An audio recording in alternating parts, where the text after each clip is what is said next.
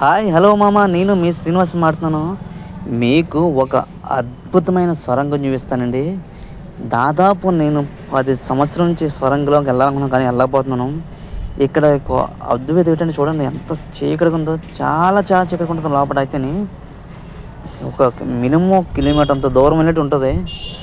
ఇంకా చాలా భయం వేస్తుందండి. చూడండి, బంగారు బెల్లి ఎండు బెల్లి ఉంటాయండి ఇక్కడ.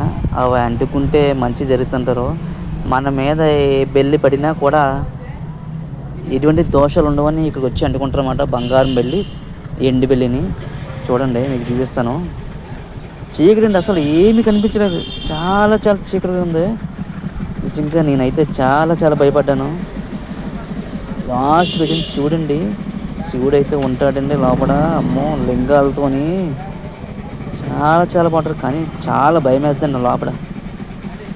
అంత చీకటిగా ఉంటుంది. పక్కన వాటర్ అన్నీ చాలా భయం వేస్తుంది. ఈ గుడి ఎక్కడో చెప్పాలని కామెంట్ చేయవలసింది కోరుకుంటున్నాం.